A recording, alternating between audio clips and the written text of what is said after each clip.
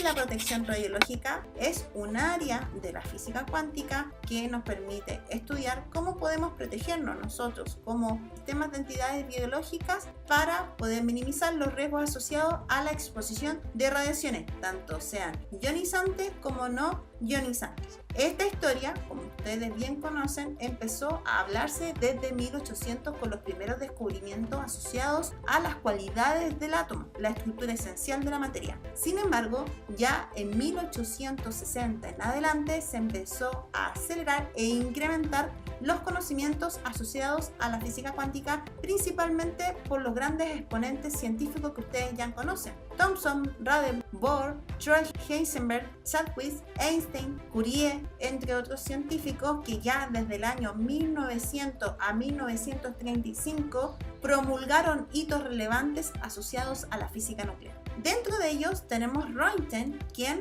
descubrió emitían radiaciones cuando un haz de rayos catódicos incidía sobre el vidrio. A través de este experimento, Röntgen desarrolló un nuevo modelo de estudio a través del cuerpo humano por este método físico. Por otro lado, de forma paralela, la familia de Marie Curie iban descubriendo principalmente sobre los nuevos radioisótopos sin considerar ni tampoco estar conscientes de los efectos nocivos que estaban asociados a la manipulación de los radioactivos. Marie Curie descubrió el concepto de radioactividad y fue la precursora pionera en poder promulgar la presencia de estos elementos de inestabilidad nuclear. A través de los efectos secundarios que estaban teniendo nuestros propios científicos en sus avances teóricos asociados a la física nuclear, es que empezaron a notar que habían consecuencias biológicas. En 1934, Marie Curie fallece a los 60 años, víctima de las consecuencias de la radioactividad, que en este caso falleció por leucemia. En el año 1915 ya se generaron las primeras declaraciones en las cuales se exponían la importancia de poder protegerse y ocupar elementos de protección para minimizar el impacto de los efectos que podía producir este tipo de elementos de inestabilidad nuclear en el organismo humano. En el año 1925 se realizó el segundo Congreso de Protección Radiológica. Dentro de ellos estaban nuestros queridos amiguitos científicos, y uno de los más relevantes y que nos va a contar una larga historia también fue los postulados asociados a nuestro querido tío Einstein. Como ya en 1920, ya en 1930 estábamos hablando de lo que era la radiación X, la inestabilidad de lo radioactivo, el concepto de radioactividad, este tipo de tecnología cayó en manos y en movimientos políticos, y lamentablemente al desarrollar nueva tecnología de eliminación masiva inventaron la bomba atómica. En agosto de 1945 lanzan la primera bomba en Hiroshima. Es ahí donde descubrimos los primeros efectos irremediables de largo plazo asociados a consecuencias propias de la radioactividad. El 6 de agosto de 1945, la ciudad de Hiroshima fue devastada por la explosión de la primera bomba atómica empleada en combate, conocida como Little Boy. Este evento marcó un antes y un después en la historia de la humanidad, revelando tanto el enorme poder destructivo de la energía nuclear como la importancia de comprender y manejar sus riesgos.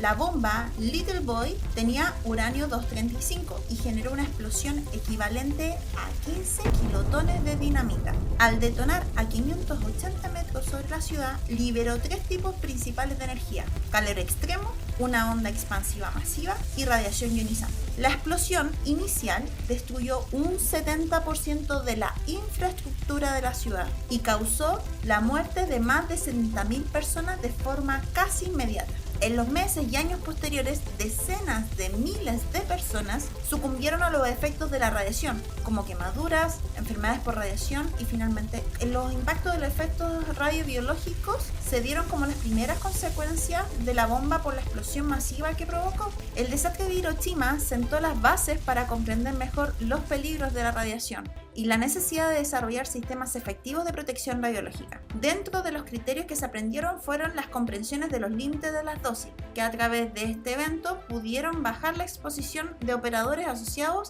a trabajos directos con fuentes de emisión radioactiva. Monitoreo de la exposición. Nació en base a la necesidad de crear dispositivos para medir la cantidad de radiación absorbida en operadores que estén directamente asociados a fuentes de radiación radiactiva. Descontaminación ambiental. Hiroshima demostró la importancia de descontaminar zonas afectadas por los efectos en los ecosistemas a mediano y largo plazo. Éticas en el uso de la tecnología nuclear. Este evento despertó un debate mundial sobre el uso responsable de la energía nuclear que continúa hasta nuestros días. Años más tarde, en base a los nuevos descubrimientos y efectos devastadores provocados por la bomba de Hiroshima, empezaron a desarrollar tecnología asociada a la energía nuclear. Dentro de ella se encuentran los reactores nucleares. La historia de los reactores nucleares comienza con la construcción del primer reactor nuclear del mundo en 1942. El 26 de abril de 1986 ocurrió el accidente nuclear más devastador asociado a reactores nucleares, específicamente en la ciudad de Chernobyl,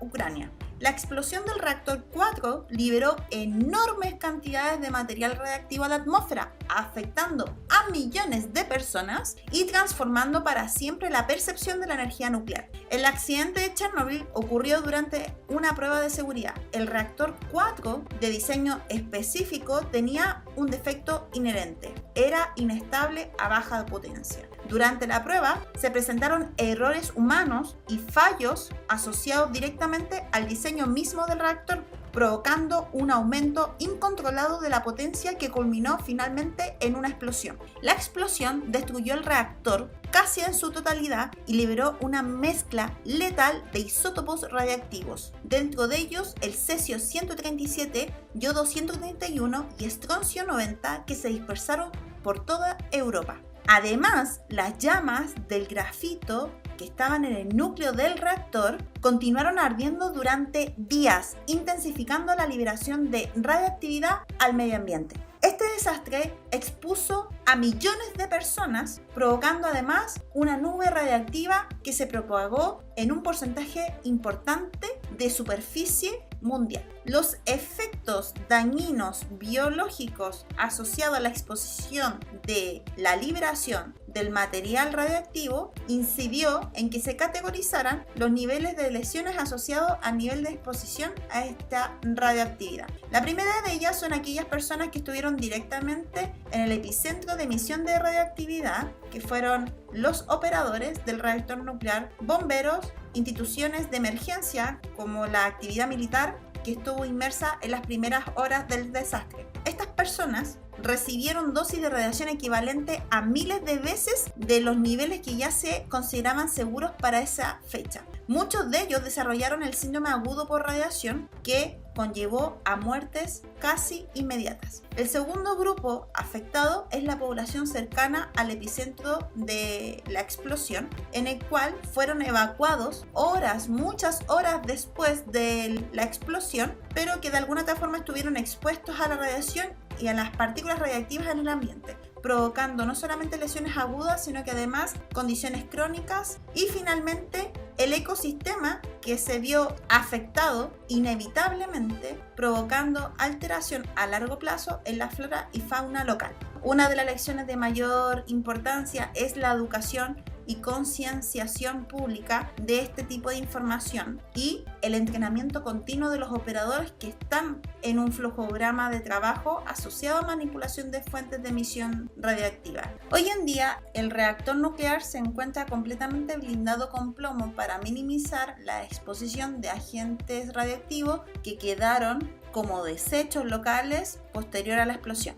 Ahora, ¿qué va a ocurrir con la planta nuclear de Chernobyl? En el año 2000 se clausuró el último de los reactores y se iniciaron las labores de desmantelamiento de la central. Y eso implica la eliminación del combustible, la descontaminación total de la planta, incluido agua, suelo, que pueden quedar con elementos radiactivos. El destino del fatídico cuarto reactor aún no se ha determinado y los trabajos de blindaje están directamente dirigidos por la Agencia Internacional de Energía Atómica, la IAEA. Bien, entonces, haciendo un englobado de la información, estos eventos catastróficos han llevado a que las distintas organizaciones que están asociadas directamente a temáticas propias de protección radiológica tuvieran que evaluar los niveles de exposición radiactiva de los operadores que están directamente trabajando con fuentes radiactivas ionizantes. En el año 1934 se hablaban de límites de dosis anuales de 720 miligramos. Sin embargo, después de lo que se conoció con la bomba de Hiroshima y el desastre de Chernobyl, llegamos al año 1990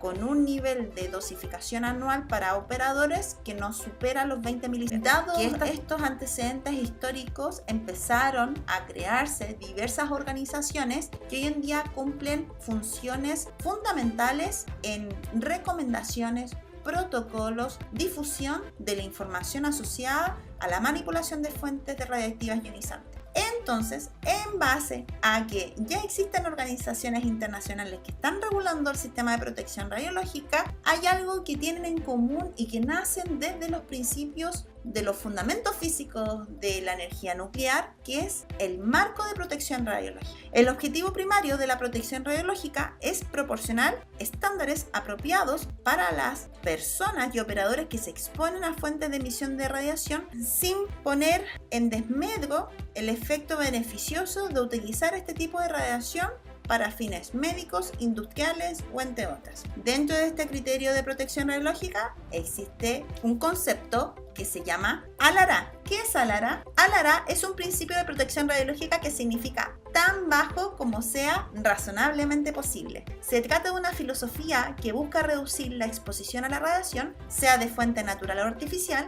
para que sea beneficiosa en el sistema que se está empleando. El principio ALARA se aplica en la prevención de riesgo laboral asociada a la manipulación de fuentes de emisión de radiación ionizante y es uno de los principios básicos de la protección contra la radiación ionizante. Para lograr los objetivos ALARA tienen que cumplirse 3 medidas básicas de seguridad: distancia, tiempo y blindaje. Partamos por la distancia. Implica mantener la mayor distancia posible entre la fuente de radiación y la persona expuesta. Esta técnica es una de las más importantes, seguras y fácil de aplicar, y es la que presenta menos costo.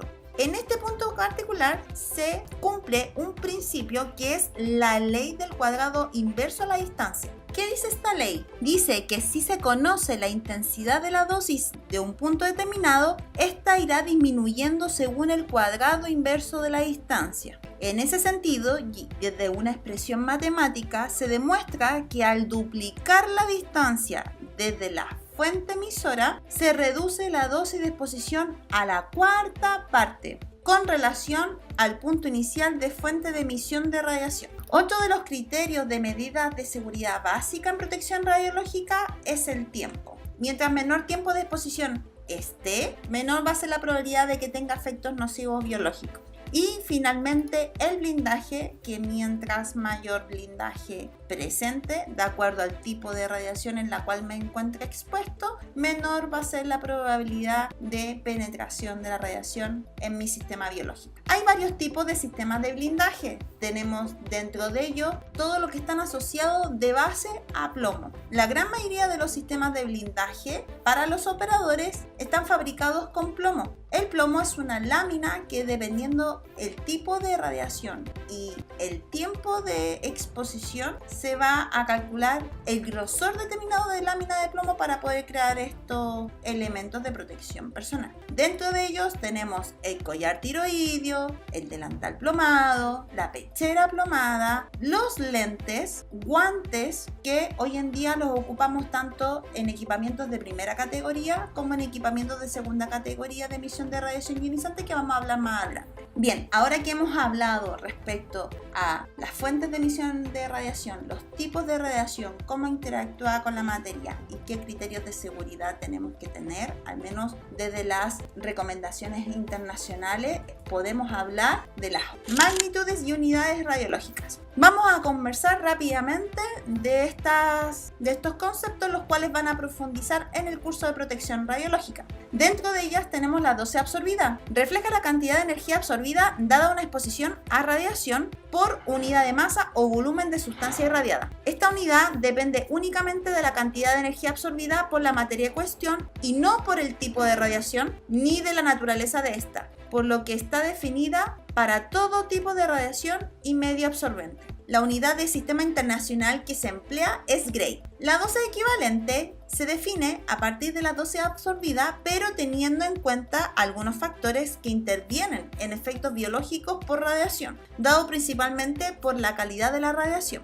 El sistema de medición de esta dosis es en Siever. La dosis equivalente efectiva o la dosis efectiva permite realizar una mejor interpretación asociada a los criterios de seguridad biológicos dispuestos por las Comisiones Internacionales de Protección Radiológica. Posee una implicancia mayor, puesto que evalúa, además del riesgo de muerte o de efectos nocivos biológicos por emisión de radiación, considera la radiosensibilidad de órganos y tejidos humanos. Matemáticamente, es el valor medio ponderado de la dosis equivalente en tejidos específicos radiosensibles de nuestro cuerpo. La unidad de medición internacional que se emplea también es Siever. No quedamos ajenos a la exposición de radiación, puesto que toda la materia emite radiación, dependiendo si es ionizante o no. A nivel mundial tenemos fuentes de radiaciones naturales y una de ellas es el fondo natural. La radiación de fondo natural tiene diversas fuentes. Dentro de ellos tenemos la radiación cósmica, los depósitos naturales de uranio, potasio, torio, pero principalmente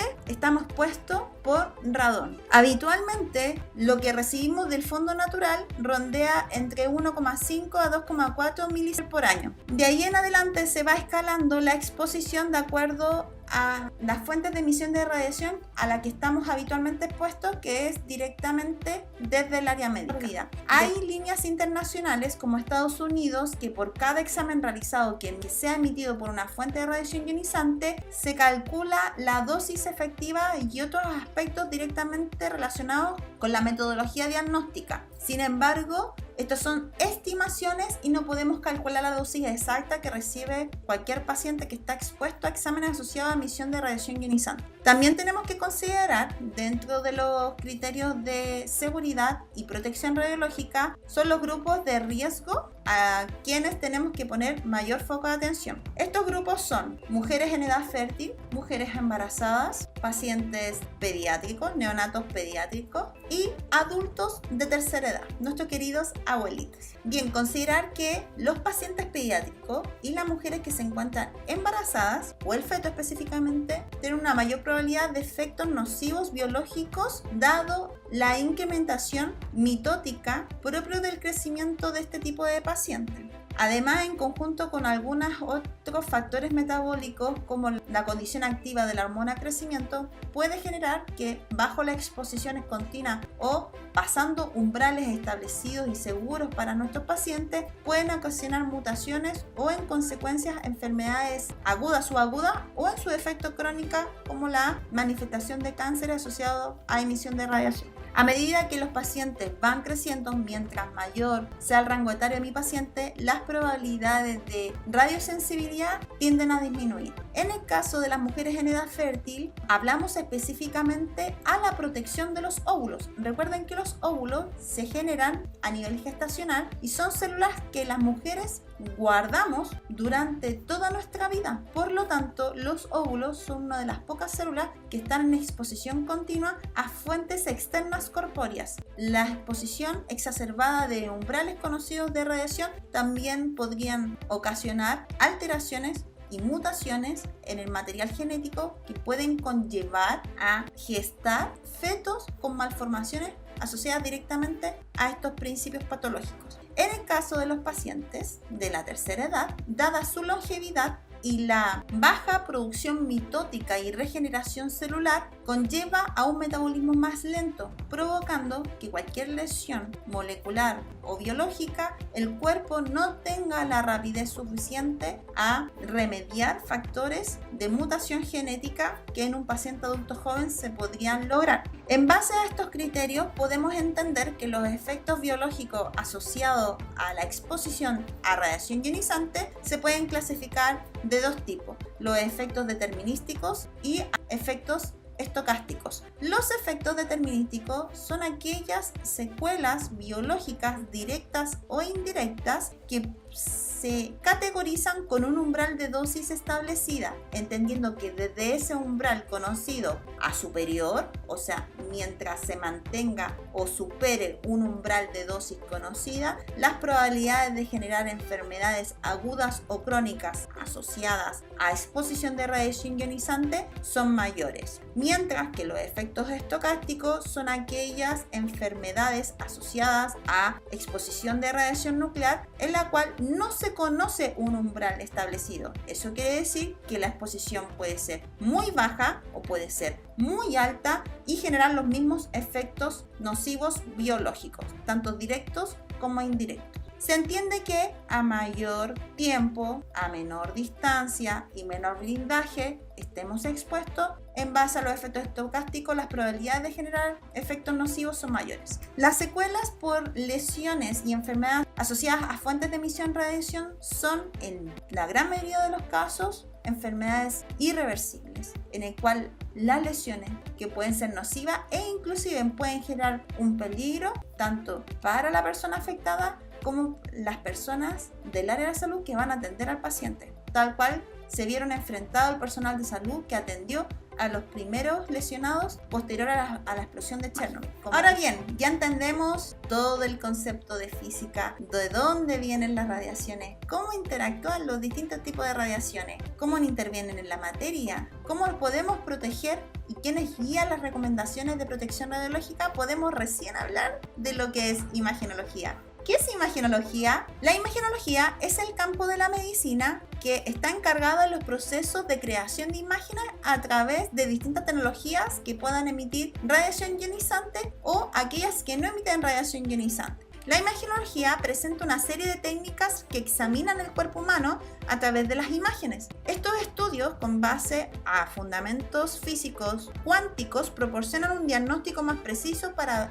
brindar tratamientos adecuados a nuestros pacientes. Estos estudios crean imágenes para analizar las condiciones morfológicas y metabólicas de nuestro cuerpo humano. El mundo de la imagenología está asociado al avance tecnológico continuo en el área médica, por lo tanto tenemos que estar siempre a la vanguardia y estar atentos a las nuevas actualizaciones de las tecnologías médicas imagenológicas. Este grupo de apoyo al diagnóstico se divide en dos grandes áreas: aquellas tecnologías que están basadas en fuentes de emisión de radiación ionizantes y aquellas tecnologías que ocupan otros métodos diagnósticos no ionizantes. Dentro del grupo de emisión de radiación ionizante tenemos la radiografía, la mamografía, la tomografía computada, la radioterapia y medicina nuclear, mientras que las tecnologías médicas asociadas a otras fuentes físicas para adquirir sus imágenes encontramos la ecografía y la resonancia magnética. Las tecnologías que puedan crear imágenes, ya sea principalmente de fuente ionizante, tienen que considerar algunos factores al momento de trabajar con ellas. Dentro de estos criterios hay que tener en consideración la magnitud y la potencia de dosis que emite el equipamiento o la tecnología asociada a la emisión de radiación, el tiempo de exposición tanto para los operadores como para los pacientes y la distribución de dosis que realiza el equipo en particular. Hay otros factores que tenemos que considerar, que ya hemos hablado de manera general, pero que van a ver de forma más especializada en el curso de protección radiológica, que tenemos que considerar tanto para los operadores como para nuestros pacientes. Dentro de ello tenemos la edad, el estado de salud del paciente o del operador, los tejidos, porque los órganos van a variar de acuerdo a su radiosensibilidad, si es sexo femenino o masculino, biológico, y el tipo de metabolismo que presenta el paciente, enfermedades mórbidas, entre otras. Indistintamente de la tecnología que se emplea, la ionización a través de fuentes de emisión de radiación ionizante genera una excitación de las moléculas a nivel intracelular. Este tipo de interacción puede ser tanto directa como indirecta. Las modificaciones bioquímicas que se puedan producir a nivel celular pueden generar daños cromosómicos o acciones en la reproducción y la interfase de la mitosis. Desde la línea de la modificación de la interfase y la reproducción celular, puede ocasionar muerte celular como un mecanismo de defensa celular. Cuando la célula no es capaz de detener la reproducción celular, dada la mutabilidad molecular que se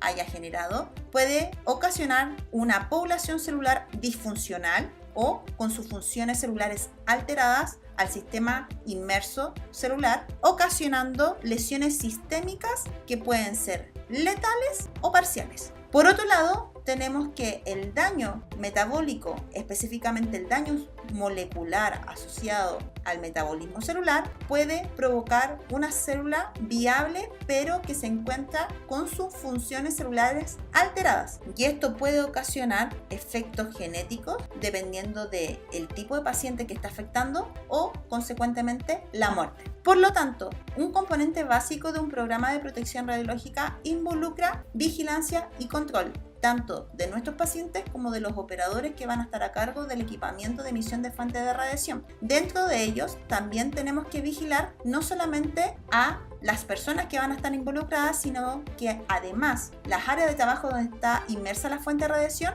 y el ambiente circundante al equipamiento en cuestión. Específicamente hay un área de la protección radiológica que se llama o se denomina dosimetría. Es una monitorización y vigilancia de la infraestructura y de los trabajadores que están expuestos a fuentes de radiación ionizante. Específicamente para nuestros operadores tenemos la obligación, por el simple hecho de manipular este tipo de fuentes, de ocupar en todo momento en nuestro ejercicio laboral el dosímetro. El dosímetro es un elemento de seguimiento, registro, control y evaluación de las dosis que recibe el operador durante su ejercicio laboral, teniendo en cuenta los límites que están establecidos según las normativas nacionales e internacionales. Permite detectar de una forma preventiva casos individuales de exposición, ya sea por una mala praxis o accidentes asociados, y elevar medidas preventivas para minimizar las consecuencias asociadas a esos eventos. Permite efectuar vigilancia efectiva y controlarlo con los efectos adversos que están actualizándose constantemente por las distintas organizaciones a cargo de protección radiológica. Uno de los criterios que tenemos que tener presente con nosotros como operadores y dentro de nuestras responsabilidades